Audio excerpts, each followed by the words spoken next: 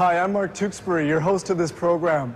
Our goal is to reveal the methods and materials that turn out the products you see in your everyday life.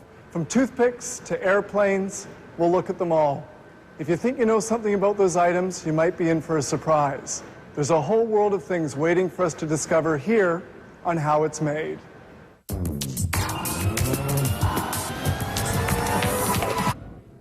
Did you ever wonder why, when driving at night, your headlights are reflected in the yellow or white paint that marks the road? The answer is simple. That paint has tiny beads of glass in it, making the lanes more visible and driving much more safe. On today's show, copy paper, jeans, computers, and plate glass.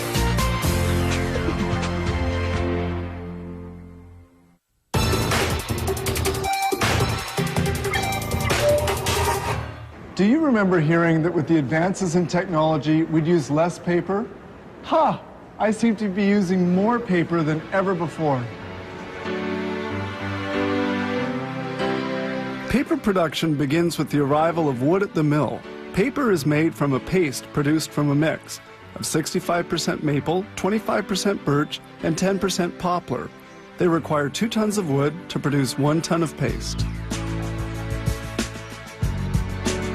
Everything starts from this debarking drum, which removes bark from the logs. It's about a 20-minute operation. The bark will be burned to produce steam, required for the operation of the mill. The debarked logs are transported on this conveyor. All is controlled by an operator.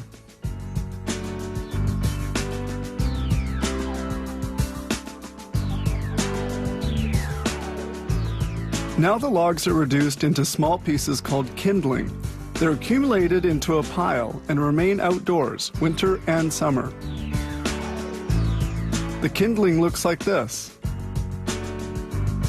These 5 piles total about 30,000 tons of kindling. Next step, reduce the kindling into a paste. They begin by washing it. This screen verifies that the washer is properly loaded.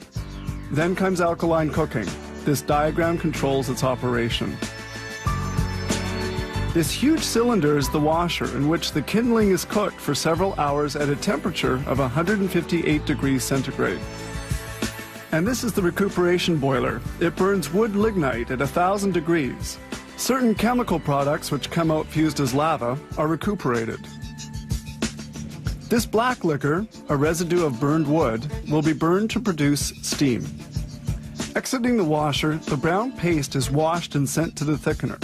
With this spatula, they verify the quality of the brown paste washing. The paste must be bleached. This alkaline extraction tower places the brown paste in contact with chemical products. It's bleached with chlorine dioxide and gradually becomes more white. Then the water is partially drawn off. This worm screw breaks up the paste so it can be pumped into storage reservoirs. Water is extracted with this equipment, the Bellois Belbet 3 paper machine, operating at a speed of 1,060 meters a minute.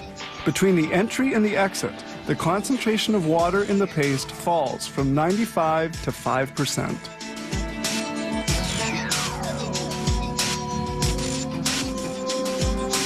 Here we see the sheet of paper coming out of the presses. Then analyzers verify the quality parameters of the paper and signal any anomaly.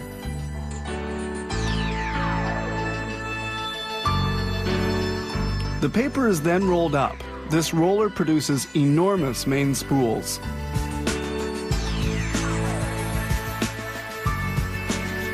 With this transfer arm, they change a full spool for an empty one. A roll weighs over 35 tons and contains 60 kilometers of paper. The spooler cuts the main spools into smaller, less wide rolls. Some will be delivered as is, while others will be shipped to paper cutters.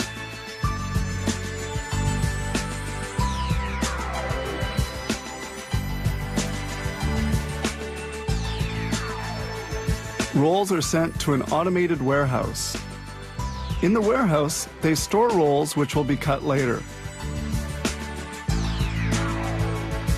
Robots, guided on rails in the floor, feed the Beelomatic paper cutter.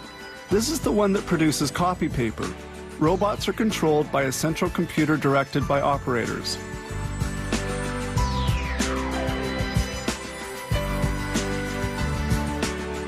Production reaches 55,000 sheets per minute. We see here the transfer section of the cutter. 4 automatic catchers and operators verify paper quality before packaging. In 1 hour, this mill produced 6,600 packages of copy paper. A single log allowed for the production of at least 15 packages of copy paper.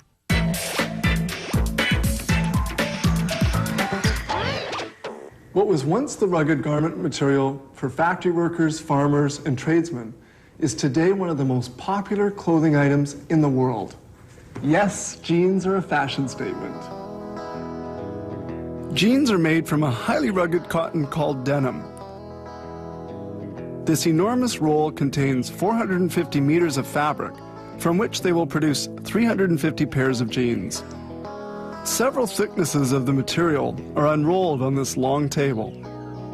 This knife can cut up to 100 thicknesses of the material at a time. By multiplying the thicknesses, they produce a whole pile of pieces with one cut.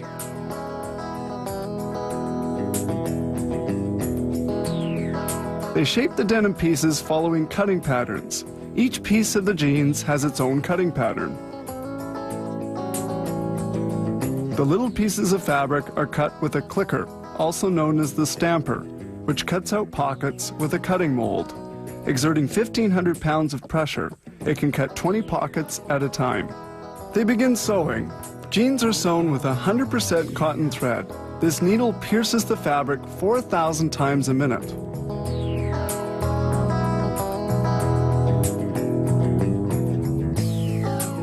Designs are embroidered on the pockets with this machine. Its needles move at 2,500 strokes per minute.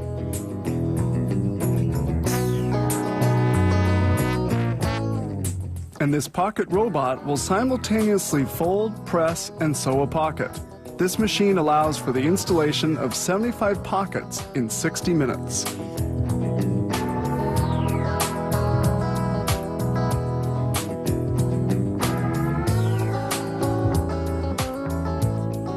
And the pocket is now sewn into place.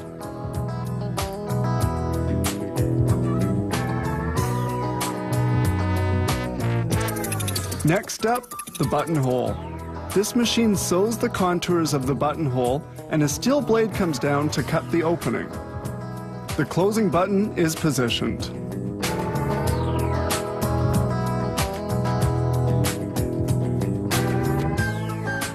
This machine is used to make the loops, which will hold the belt in place. The loops are sewn, as usual, with cotton thread.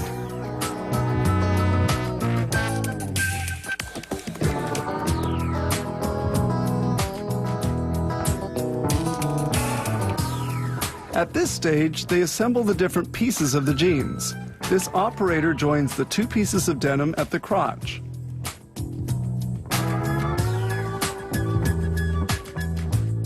And then she sews it. Then they sew the exterior of the leg. This sewing is done flat with an overcaster which cuts excess material proportionately and to size. Now for the zipper. This machine installs the zipper holdfast and the slide.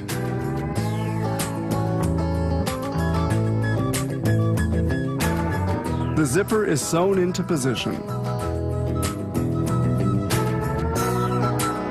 The final sewing step consists of installing the jeans belt, a strip of fabric.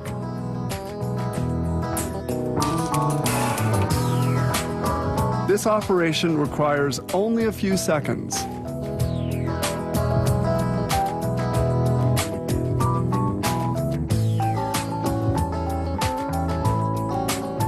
The jeans were made up on the reverse side so that all stitches would be on the inside when the jeans are worn. The pant is then turned right side out with this turner, which has a 100-pound suction power.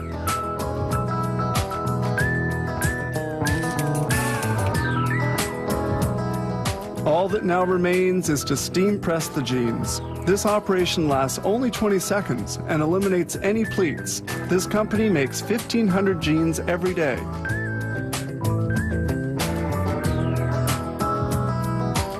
Producing a pair of jeans will have taken 12 minutes and 50 seconds of work and will have required between 1.1 and 1.2 meters of fabric.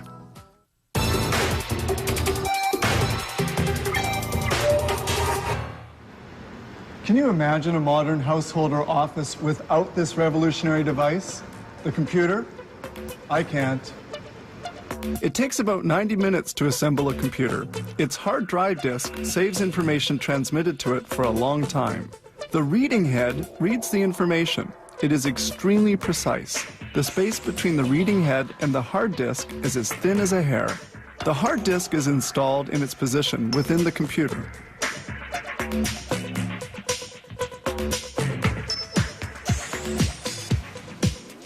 There are two other units which safeguard information: the removable 3-inch disc reader and the CD-ROM reader, which allows for the reading and execution of programs recorded on compact discs.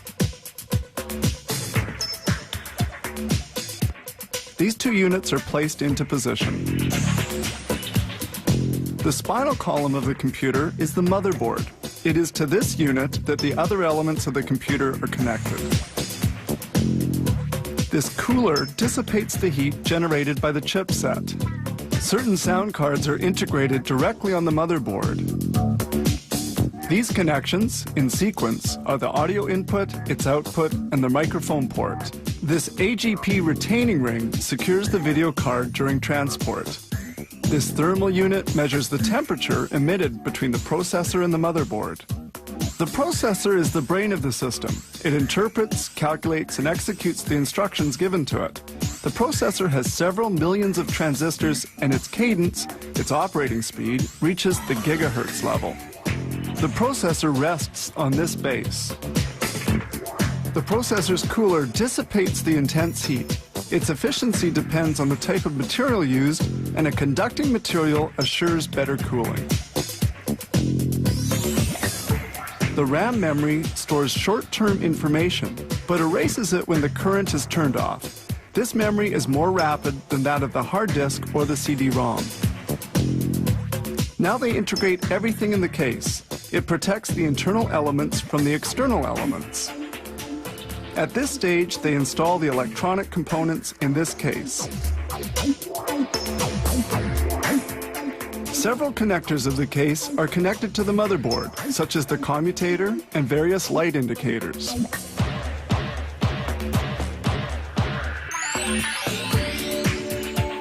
This is the output connection for the video card, which links the computer to the monitor. We also see the video chip, which creates images in 2 and 3 dimensions. Here is the video memory. The more its capacity is increased, the clearer will be the image displayed on the monitor. The video card is placed into its position. The modem allows two computers to communicate. Its condensers produce the perfectly clean phone signal to facilitate communications. These modem chip connectors control information circulating between the two computers. The fax modem is installed.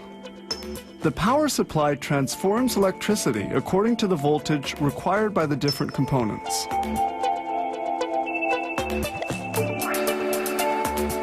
The computer's interior cabling is installed. It allows information to travel between the different media and the motherboard. The IDE cable is connected and the CD-ROM.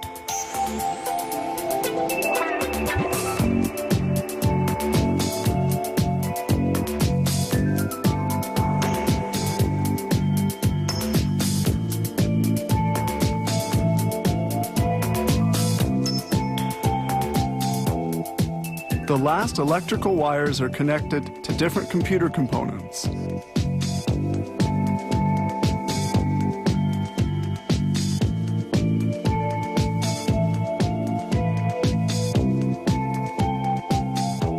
The assembly of 30 components of the computer is now finished.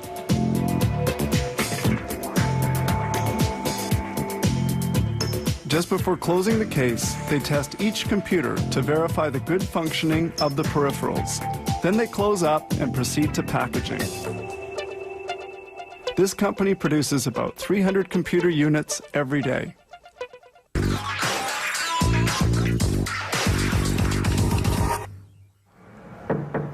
So clear, so perfectly flat, absolutely huge. But let's make it very clear.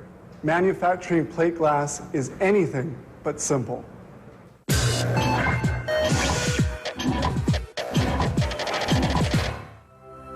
We can speak of the use of glass since the time of the Egyptians 4,000 years ago. It wasn't used in construction, though, but merely to enclose small objects. Later, the Romans became masters of glassmaking, with their methods being used up until the 18th century. By the end of the 19th century, glass was no longer just a luxury item, but became a construction material as common as steel and concrete.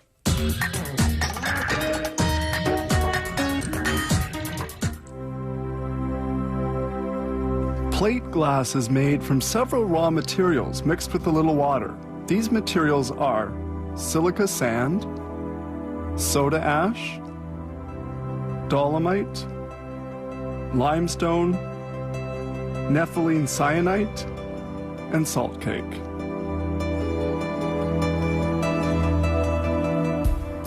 It begins by dumping into a hopper pieces of recycled glass together with the raw materials. It will all be melted. In a continuous stream, the mixed materials go into a gas-fed furnace. Temperature inside the furnace is 1,500 degrees centigrade. It contains 1,500 tons of molten glass. They use 500 tons of it every day. In this regenerating chamber, combustion air is preheated to 1,000 degrees. The materials of the mix begin fusing, and the molten glass is stirred up. The homogenizer mixes the glass to equalize its temperature. Pouring will be done within several hours.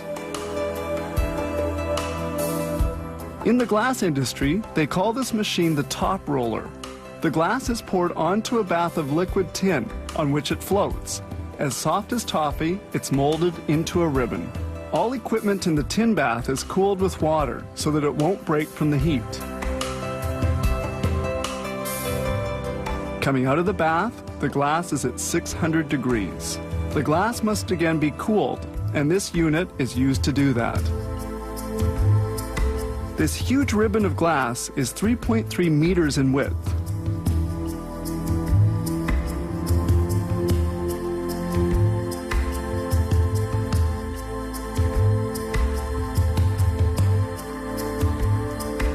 The ribbon of glass rolls gently on rollers, gradually cooling along the way.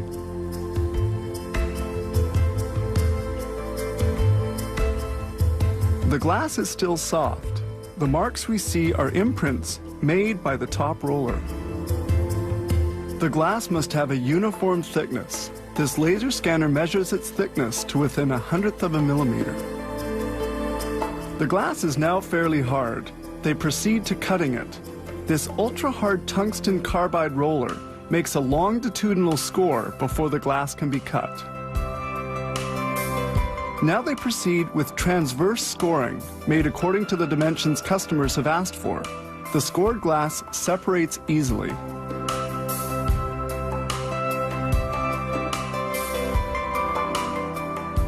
The glass strips are separated and continue along on the conveyor.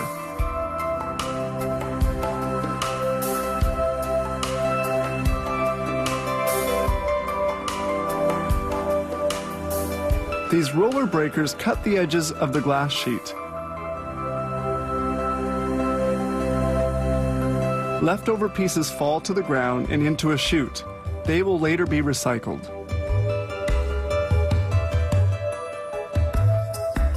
These rubber-covered rollers convey the glass sheets to the inspection department. When they arrive for inspection, these immense glass sheets are handled with great care and are positioned upright.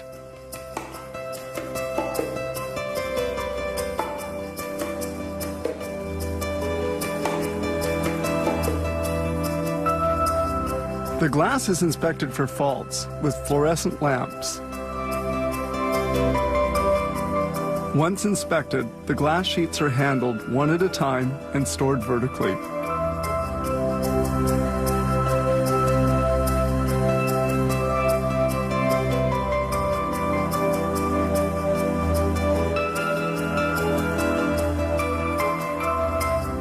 Making the glass took several days of work. It is now ready for delivery. Heat fusion has transformed solid ingredients into transparent glass.